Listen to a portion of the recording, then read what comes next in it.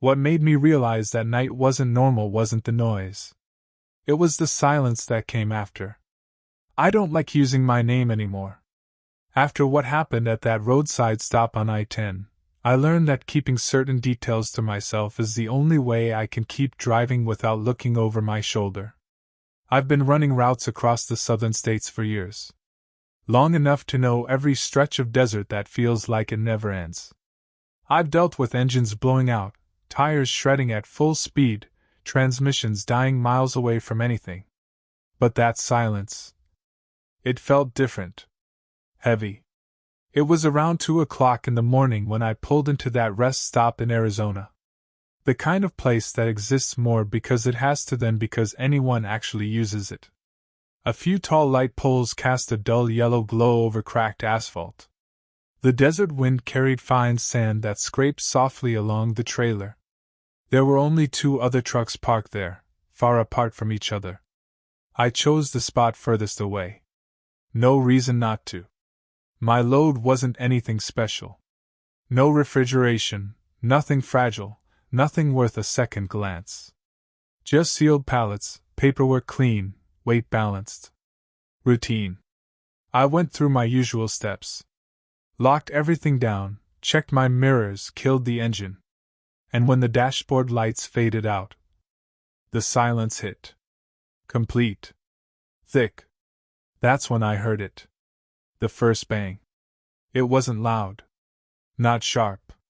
Not like someone hitting metal from the outside. It sounded wrong. Muffled. Hollow. Like it came from somewhere enclosed.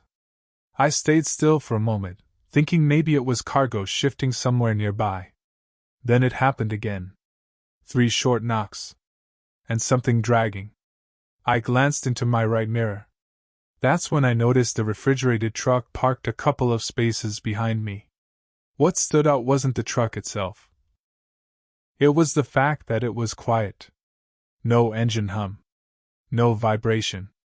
No sign the refrigeration unit was running.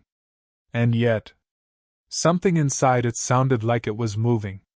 I told myself I was imagining things. That I was tired. But the silence came back again, and it felt even heavier than before. And for some reason, I decided to check. That was my mistake. The moment I stepped out of the cab, I had this feeling, like I was doing something I shouldn't be doing. The air outside was cold and dry. That kind of desert cold that doesn't bite, but keeps you alert. Every step I took on the gravel sounded louder than it should have. Like I was announcing exactly where I was. No other movement. No doors. No engines. Nothing. I walked toward the refrigerated trailer, not getting too close, trying not to look like I was investigating anything. It was plain white. No logos. Dust along the bottom edges. The rear doors were sealed tight. Nothing looked off. I reached out and touched the side. Cold. Still. No vibration at all. I stood there listening. Then, 3 knocks. Slower this time. Deliberate. There was no mistaking it now. That wasn't cargo. That wasn't mechanical. That was intentional. My first thought was simple. Someone's inside. Trapped. My second thought came right after. This isn't your problem. I looked toward the cab of that truck. Dark. Curtains pulled. No movement. No driver. And that's when I saw headlights entering the rest stop. A pickup truck. It came in slow. Too slow for someone just looking to park. It made a wide turn, then lined itself up directly behind my truck. Engine still running. High beams aimed straight at me. I didn't move. I didn't run. And that almost cost me everything. I stayed where I was, trying to look like I didn't notice anything. After a moment, the high beams shut off, but the truck didn't move. Then the driver's door opened. Slowly. A man stepped out. He was holding something along his leg. Not raised, not threatening, but placed there on purpose. He closed the door quietly and started walking toward me. No rush. No hesitation. Just controlled movement. I started backing up toward my cab. One step at a time. He adjusted his path to match mine perfectly, keeping the same distance between us. That's when I knew. This wasn't random. When I reached my door, my chest was tight. I climbed up quickly, shut it, locked it, and turned the key. Before the engine could even fully turn over, the window beside me exploded. The first strike cracked it instantly. The second one shattered it. Glass burst inward, spraying across the seat and dashboard. I felt sharp stings along my arm as he reached through, trying to grab the handle. The tool he used wasn't something random. It was heavy. Solid. He knew exactly where to hit. There was no time to think. No time to hesitate. I just moved. Clutch in. He turned. Gear engaged. Go. The truck jolted forward just as he lost his footing. The pickup behind me blocked the front, so I had no choice.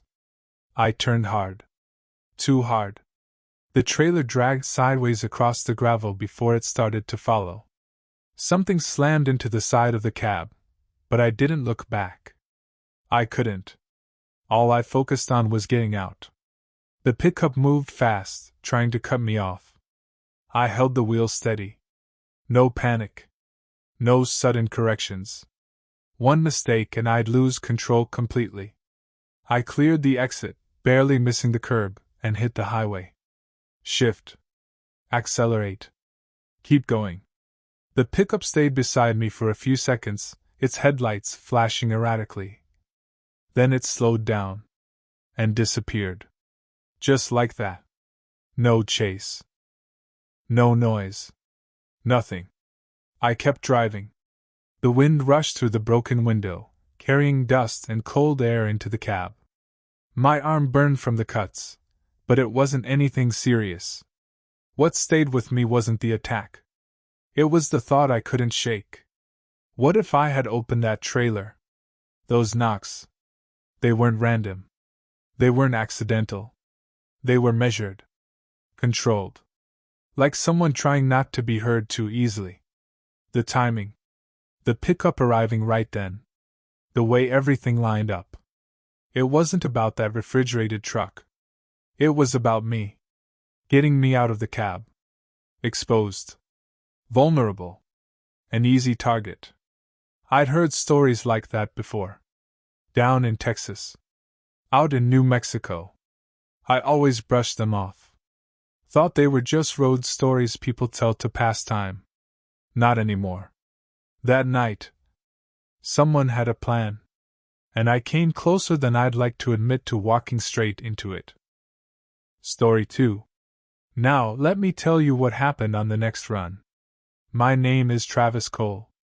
I'm 40 years old, and I've been driving long routes through the West for close to 2 decades. I've always thought of empty roads as a kind of peace, especially out in Nevada, where the desert stretches so far it feels like the world just fades away.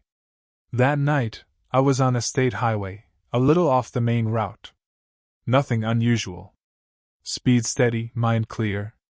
The dashboard gave off that soft blue glow, just enough light to keep the cabin visible, while everything outside disappeared into darkness. I didn't know it at the time, but the danger had already found its way into my night. I spotted him on the shoulder. An old sedan, hood up, hazard lights blinking in a slow, steady rhythm. The flashes bounced off the empty road and into the desert beyond. No town nearby. No lights. No signs of life. Just him. I slowed down out of instinct, checked my mirrors, nothing behind me. Not a single set of headlights. The road was completely empty. So I stopped. Because that's what you're supposed to do. He walked up to the cab. His steps were steady, too steady for someone stranded. No panic. No urgency. Just controlled movement. He said his car had died and asked for a ride to the next gas station. 20, maybe 30 kilometers ahead. I paused. Only for a few seconds. But that was all it took. I unlocked the door.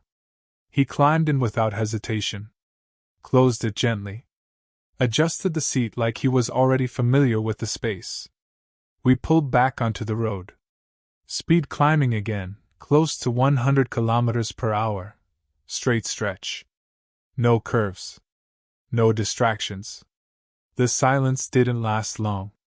Less than a minute. Then he spoke. He mentioned my daughter. Said she should be starting high school that year. I hadn't said a word about having a family. There was nothing in the cab, no pictures, no clues, nothing personal. And then, he said her name.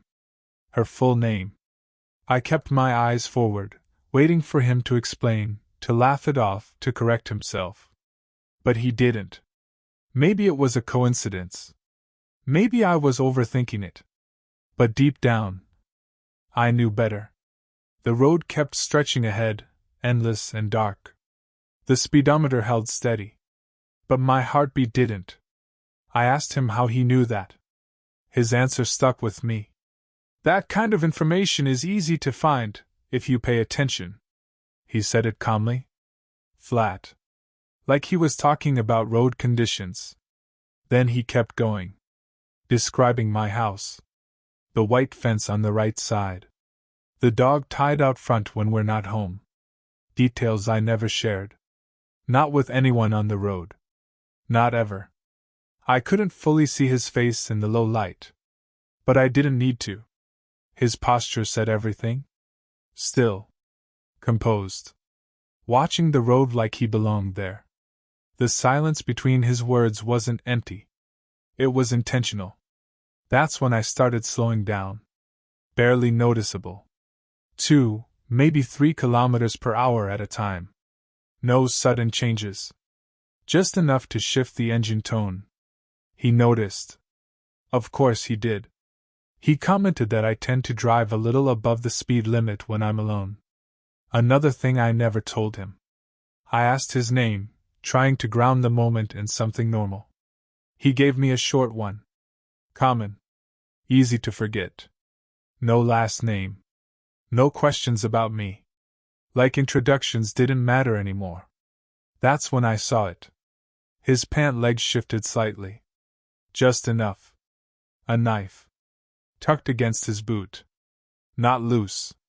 Not accidental. Placed there on purpose. Ready. His hand rested near it. Not gripping it.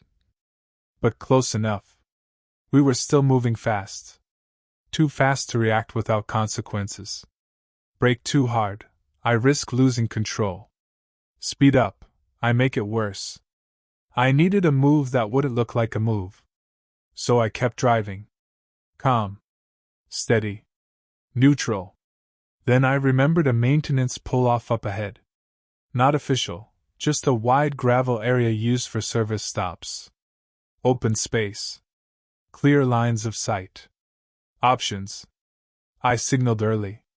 Let the speed drop gradually. Nothing abrupt. He asked if we were getting close. I told him I needed to check a noise in the axle. Kept my tone even. Confident. Routine. Normal. We rolled into the gravel area. Tires crunching softly beneath us. Wide space. Long shadows stretching under distant lights. I positioned the truck carefully. Pulled the parking brake. Engine still running. Everything controlled. Until the moment it wasn't. I saw his hand shift. Closer to the knife.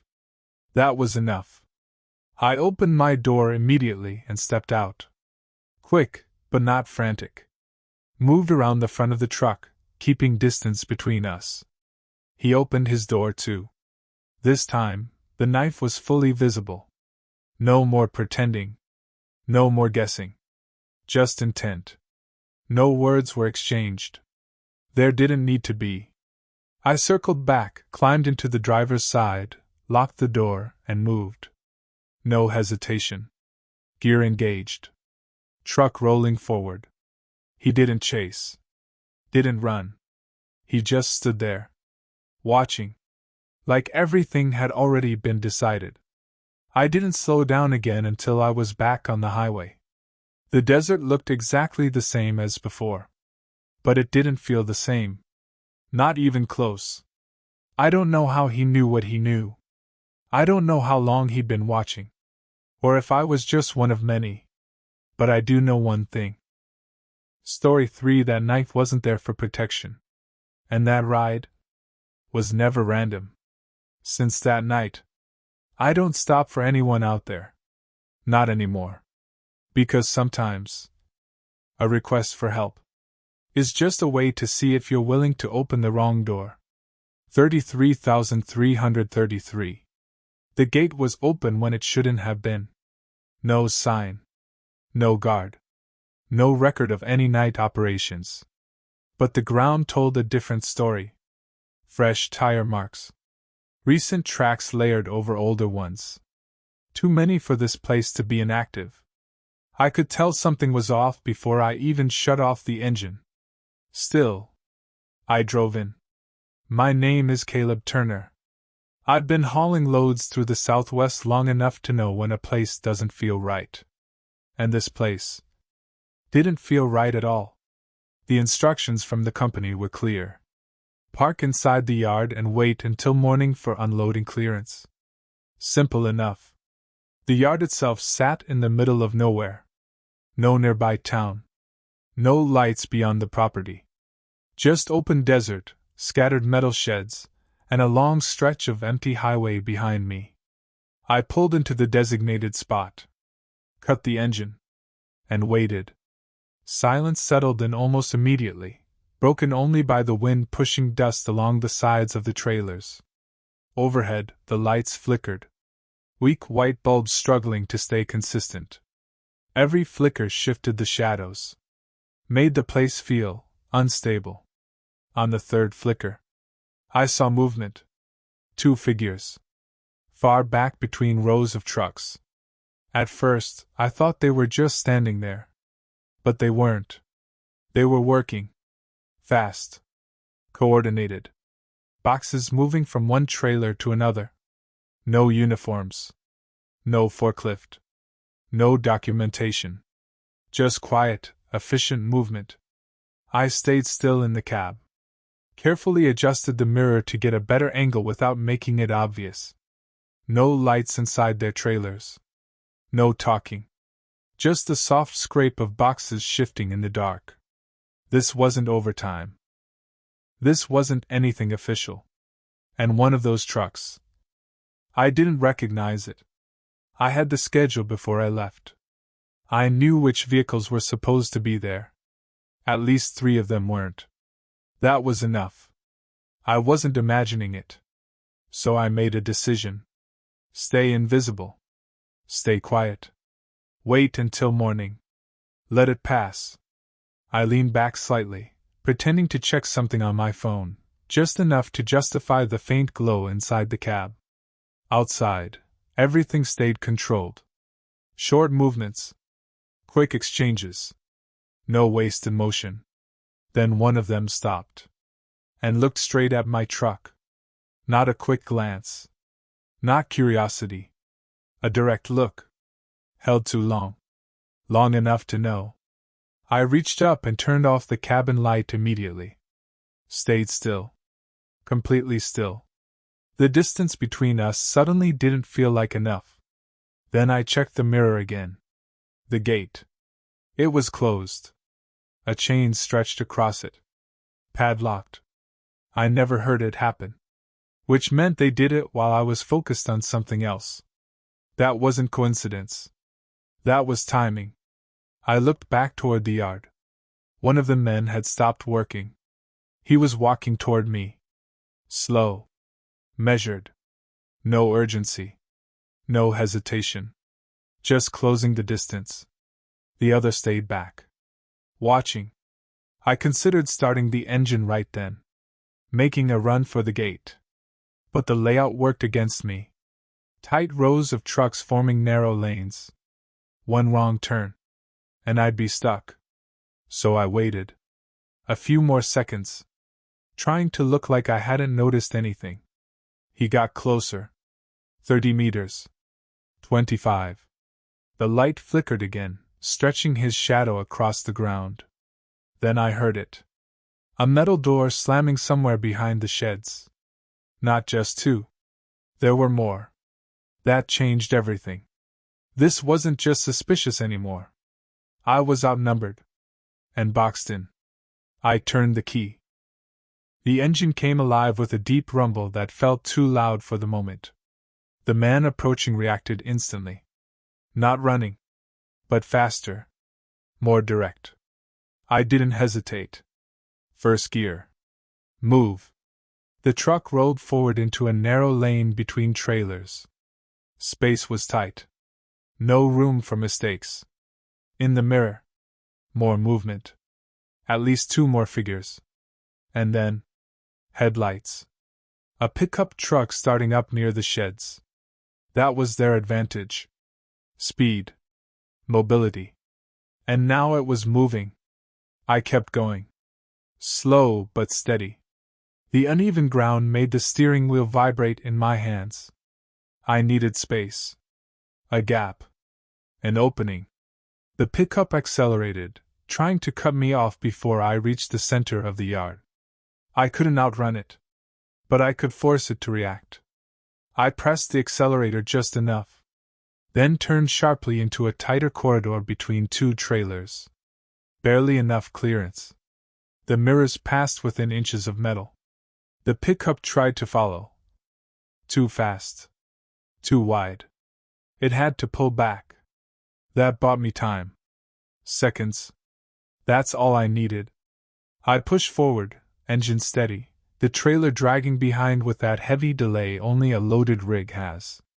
As I cleared the corridor, I lined up with the gate. Still chained. Still locked. No time to stop. No time to think. I held the wheel straight. Kept the speed steady. The pickup appeared again from the side, trying to intercept. Too late. Impact. Metal hit metal. The chain snapped tight. Then gave. The gate burst open just enough. I drove through. Dragging part of the fence behind me before the truck hit open asphalt. I checked the mirror. The pickup had stopped at the gate. They didn't follow. Didn't cross out. Like there was a boundary they wouldn't pass. Or couldn't. I didn't question it. I didn't slow down. Didn't stop. Not until the yard disappeared completely behind me. The desert returned to its usual silence. Same road. Same darkness. But it didn't feel the same anymore. I didn't report everything right away. When I finally did, I kept it basic. Suspicious activity. Unauthorized gate closure. Nothing more. Some things you don't explain all at once. What I drove into that night wasn't random. It was organized. Planned. Controlled. And I wasn't supposed to see any of it. Since then, I don't enter isolated yards without confirming everything first. I don't trust open gates. And I don't mistake silence for safety. Because sometimes, silence just means everything is already in motion.